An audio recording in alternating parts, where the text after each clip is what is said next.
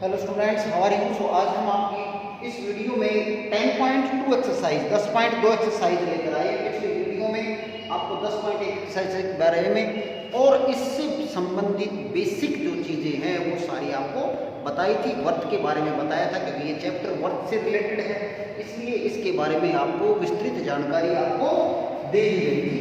इसके बारे में वर्त के बारे में इसकी जानकारी आपको दे दी थी, जिसमें वर्त की त्रिज्या, वर्त का व्यास, वर्त की जीवा, उसमें त्रिज्याखंड, वर्तखंड के बारे में सारी जानकारी आपको दे दी। इस क्वेश्चन के अंदर क्या दिया हुआ है, इसमें क्वेश्चन 10.2 एक्सरसाइज में फर्स्ट क्वेश्चन दिया हुआ है। इसमें कह रहा है एक बिंदु क्यू से एक वर्त पर स्पर्श रेखा 24 सेंटीमीटर और केंद्र की दूरी 25 सेंटीमीटर है, तो वर्त की त्रिज्या क्या होगी। इसके अंदर ये दिया हुआ है। तो इसके अंदर क्वेश्चन नंबर 1 में दिया हुआ है कि यहाँ पर एक वर्त है, इस प्रकार से दिया हुआ है और वो यहाँ पर बता रहा है कि यहाँ से इसकी ये स्पर्श रेखा है, ये स्पर्श रेखा है और ये इस प्रकार से इसके अंदर दिया हुआ है। तो यहाँ पर ये O हो गया, ये आपका Q हो गया और ये T हो गया। यहाँ पर ये जो है O और Q, O Q जो है वो इसमें दी हुई है, कितना है 25 सेंटीमीटर दिया हुआ है और यहाँ से ये 24 सेंटीमीटर आपकी दी हुई है। इसमें आपने वर्त की त्रिज्या निकालनी है। ये मैंने आपको बताया था कि वर्त जो है त्रिज्या और स्पर्श रेखा के बीच में जो है 90 डिग्री का कोण बनाता है। तो यहाँ पर लिखेंगे कि वर्त का केंद्र O है, ठीक है। OT वर्त की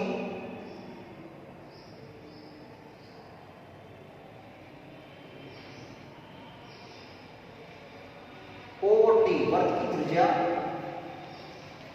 व O और Q, OQ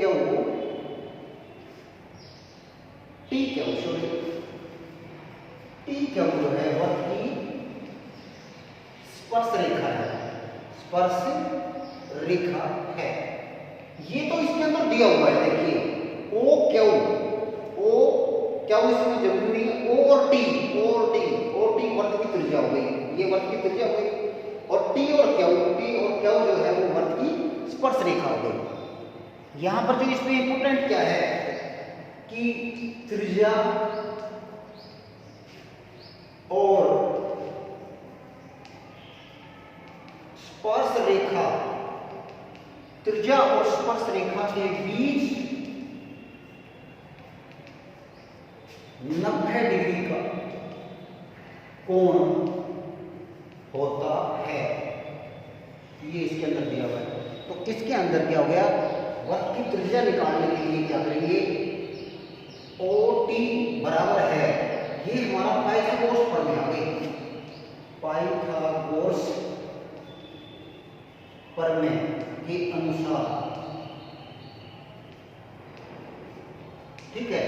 तो ये हमारे पास क्या हो गया, जैसे पाइथागोरस प्रमेय क्या था, कर्ण का वर्ग बराबर आधार का वर्ग जमा लंब का वर्ग। तो हमें क्या निकालना है, ये निकालना है। तो यहाँ पर ये इसका आधार हो गया, तो ये हमारे पास OQ का स्क्वायर माइनस में T और Q का स्क्वायर हो जाएगा। तो यहाँ पर कितना हो गया, 25 का वर्ग घटा 24 का वर्ग, ये आपका हो गया, ठीक है। और ये यहाँ पर कितना हो गया, 625 माइनस और 24 का गुणा करेंगे कितना हो गया, 576 और इसके बाद ये इसका वर्गमूल हो गया और ये कितना हो गया, 49 और ये हमारे पास कितना हो गया, 7 सेंटीमीटर जो है वो इसका आंसर हो गया। क्या हो गया, 7 सेंटीमीटर है वो इसका आंसर हो गया, ठीक है। तो ये आपका क्वेश्चन इस प्रकार से कंप्लीट हो गया है। तो इसके बाद तो ऑप्शन में इसमें दिया हुआ है, तो इसका A ऑप्शन हो गया, क्या जाएगा, A ऑप्शन।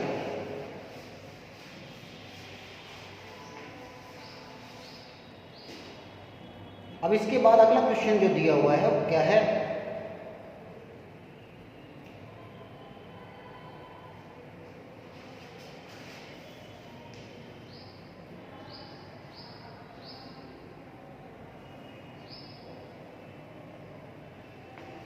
ये इस प्रकार से दिया हुआ है, ये 110 डिग्री दिया हुआ है, ठीक है। और ये दिया हुआ है P, ये O, ये Q और ये T, ये दिया हुआ है, ठीक है। ये आपका होगा क्वेश्चन नंबर सेकंड। इसके अंदर क्या देना है, सबसे पहले क्योंकि इसमें स्पर्श रेखा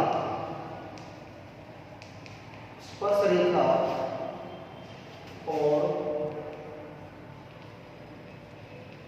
त्रिज्या के बीच समकोण यानी कि 90 डिग्री होता है,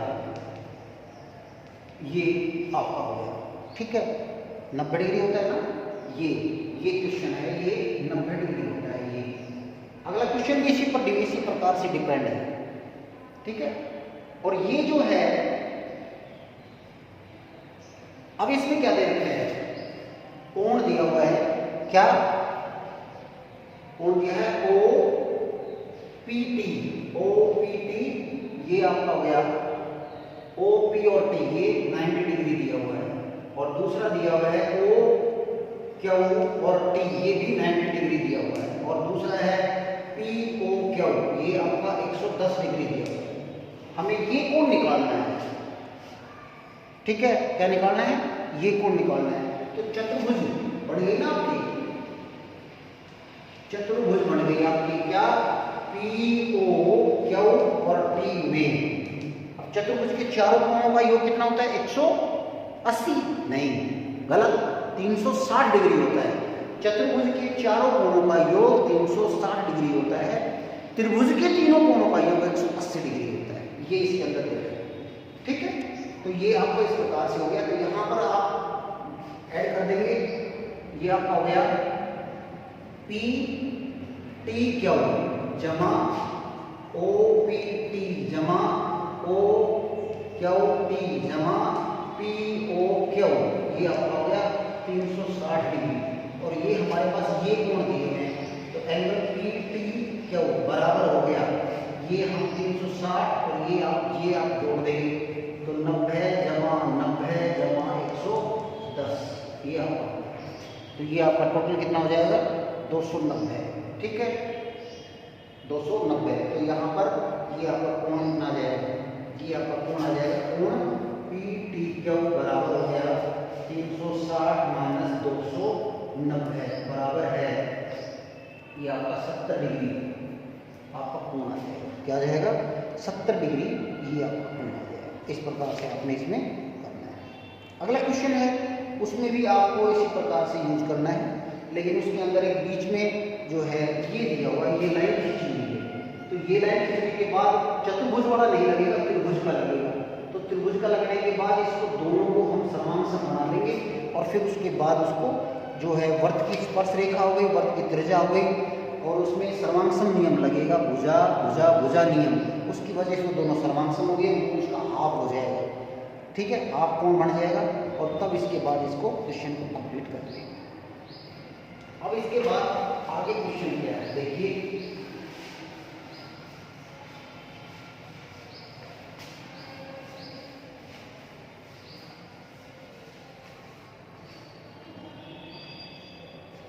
इसमें बताना है, सिद्ध कीजिए कि वर्त के किसी व्यास के सिरों पर खींची गई स्पर्श रेखा उसकी समानांतर होती है। ये इसके अंदर दिया हुआ है, ठीक है। तो ये इस प्रकार से ये सर्कल दिया हुआ है, ये है, और यहाँ पर इस प्रकार से ये दिया हुआ है, ये इसका O पॉइंट हो गया, ये B पॉइंट हो गया, और ये A पॉइंट हो गया। और इसके अंदर ये दो स्पर्श रेखा हो गई, ये और एक ये। इन स्पर्श रेखा का नाम है PQ, ये तो आपकी हो गई P और Q हो गई, और ये R और S हो गई, ये R S हो गई, ठीक है, ये दी हुई है। इसके अंदर सबसे पहले आपने क्या करना है, इसके अंदर क्वेश्चन नंबर 4,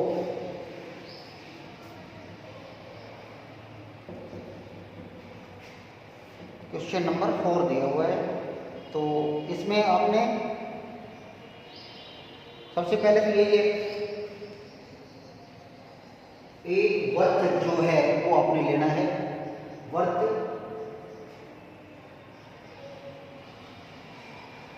ठीक है,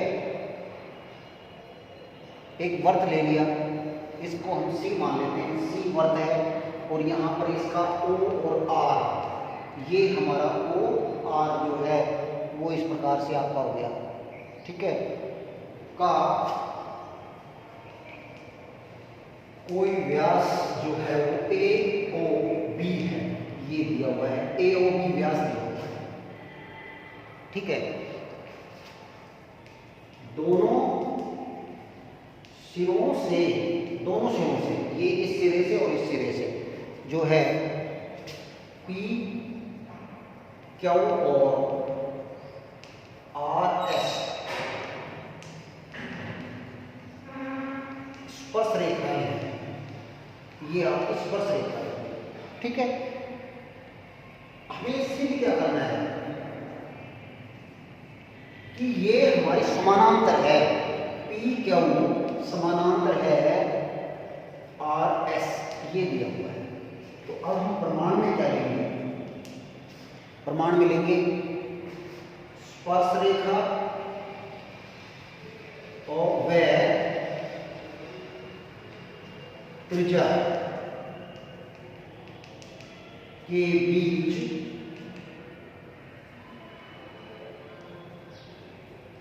समकोण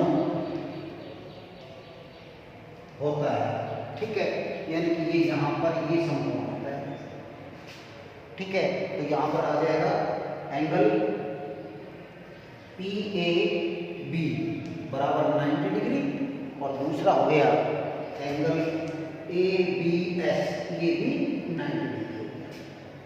और यदि दोनों 90 डिग्री है तो इसलिए दोनों बराबर हो गए, तो एंगल पी ए बी बराबर हो गया एंगल ए बी एस, ये आपका दोनों बराबर हो गया। और ये एकांतर कोण बनते हैं, ये एकांतर कोण बनते हैं, जेड की फॉर्म में जो बनता है वो हमारा होता है, ठीक है। तो यहाँ पर हम लिख देंगे एकांतर कोण, और एकांतर कोण बराबर होते हैं, क्या होते हैं, बराबर होते हैं। तो इसलिए पी क्या हो समानांतर है आर एस, ये इसके अंदर पी क्यू समानांतर है आर एस के, ये इसके अंदर दिया हुआ है। तो इस प्रकार से आपने इक्वेशन कंप्लीट हो गया।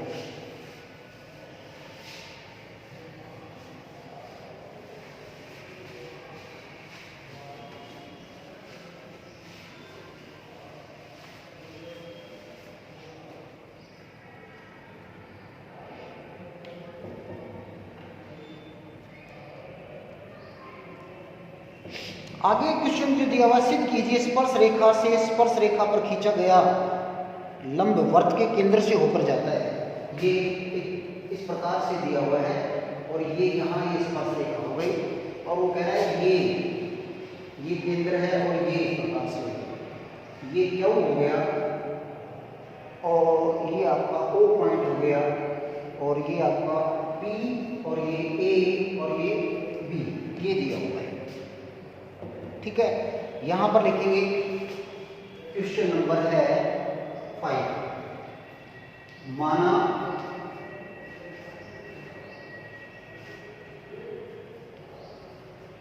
केंद्र ओ, ठीक है, वाले वर्त से स्पर्श रेखा ए बी है, ठीक है, और वो P पर स्पर्श करती है, P पर स्पर्श करती है, ये P पर स्पर्श करती है ना, O से P पर स्पर्श करती है, ये हो गया। और शायद हो सकता है, संभव हो क्या कि ये केंद्र से होकर नहीं गुजरती, यहां पर लिखेंगे यदि संभव हो तो पी क्यू लंब है ए बी पर, पी क्यू जो है वो लंब ए बी है, जो केंद्र से नहीं गुजरता, केंद्र से नहीं गुजरेगा, लेकिन हम मान लेते हैं कि ये हो सकता है कि लंब हो गया, तो यहां पर क्या होगा, प्रमाण के अंदर क्या दे रखा है, इसमें दिया हुआ है कि हम स्पर्श रेखा व त्रिज्या के बीच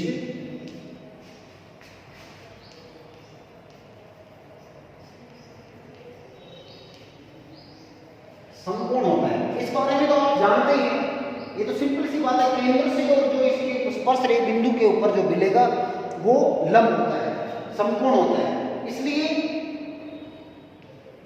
इसलिए हमारे पास क्या होगा, ए बी लंब है हमारा ओ पी पर,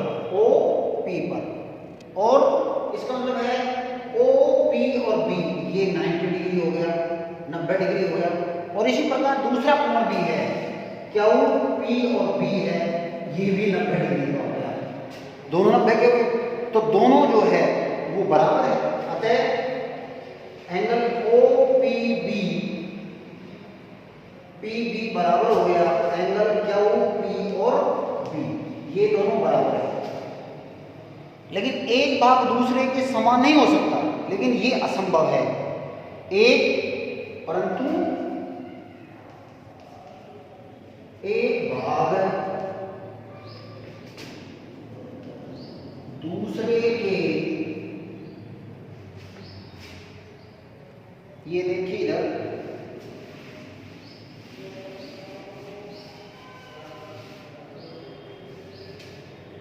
परंतु एक भाग जो है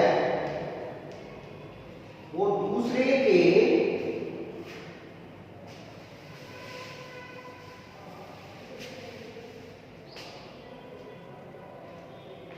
ना पूरे के साथ, दूसरा नहीं, दूसरा मतलब है पूरे, एक भाग पूरे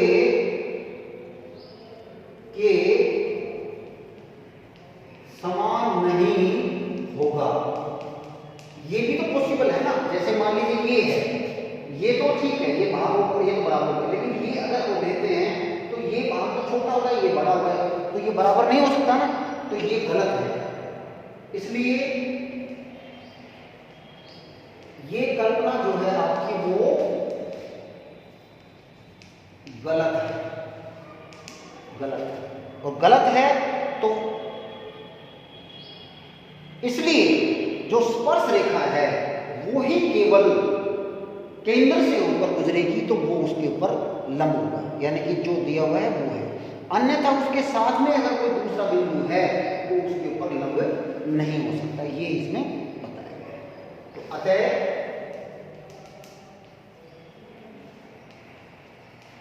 स्पर्श रेखा जो है पर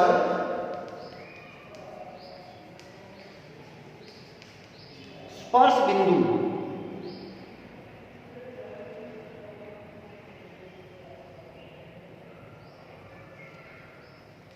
पर खींचा गया, स्पर्श बिंदु पर खींचा गया वृत्त के केंद्र से गुजरता है, ये इसके अंदर हमें सिद्ध करना है। ठीक है, उसके बाद क्वेश्चन इसका 6 जो है वो आपको पहले जो मैंने बताया था क्वेश्चन फर्स्ट है उसके तरीके से हो जाएगा, और उसके बाद लास्ट जो क्वेश्चन है वो आप देखिए,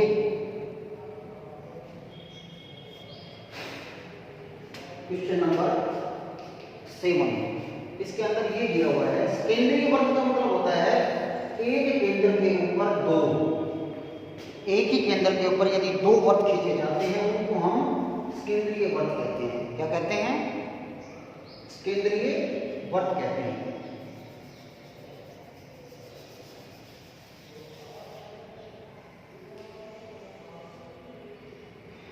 ये इस प्रकार से ये दिया हुआ है, ये ऐसे और ये ऐसे दिया हुआ है।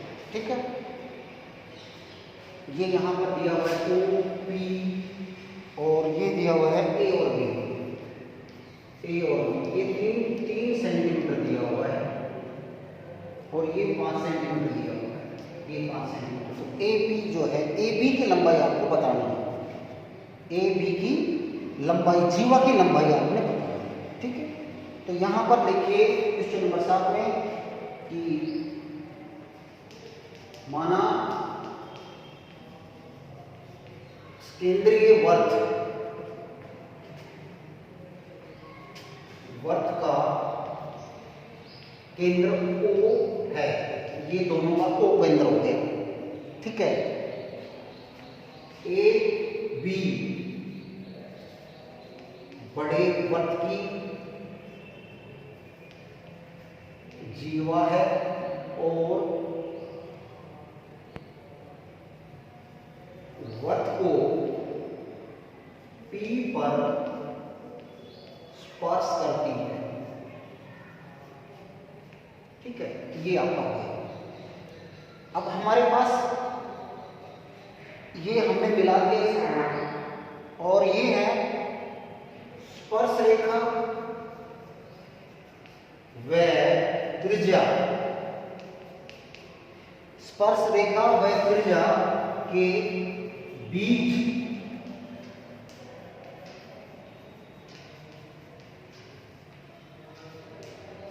समकोण होता है। ये तो पहले से ही ऑलरेडी हमें ज्ञात पता है इस बारे में, ठीक है।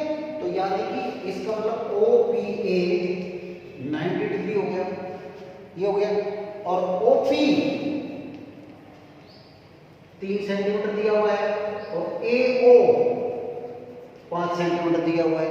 तो हम क्या करेंगे, AP हमें निकालना है, AP निकालना है तो वर्गमूल करके, और ये पाइथागोरस वाला नियम ही इसके अंदर लग जाएगा, क्या, OA स्क्वायर माइनस में OP स्क्वायर आ जाएगा, ठीक है। और ये यहाँ पर इस प्रकार से कितना क्या हो जाएगा, 5 का स्क्वायर माइनस में 3 का स्क्वायर, और ये हमारे पास हो गया 25 माइनस 9, और ये हमारे पास 16, और ये हमारे पास हो गया 4 सेंटीमीटर हो गया। AP हमारा 4 सेंटीमीटर आ गया। A और P ये आपका 4 सेंटीमीटर, तो ये इसका दुगुना है, ये इसका दुगुना है। तो यहां पर क्या करेंगे, देखिए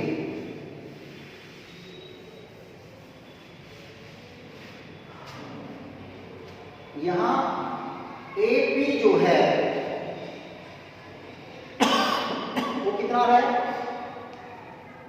और AB जो है वो AP को दुगुना कर देंगे, तो यहां पर क्या हो जाएगा, 2 गुणा में 4 बराबर 8 सेंटीमीटर। तो AB की लंबाई जो है वो 8 सेंटीमीटर, ये आपका आंसर होता है। और इसी के साथ 7th क्वेश्चन तक आपका कंप्लीट हो चुका है। फिर भी अगर किसी बच्चे को डाउट है तो कमेंट में जाकर आप वहाँ कमेंट कर सकते हैं। और तब तक के लिए thank you, have a nice day and bye.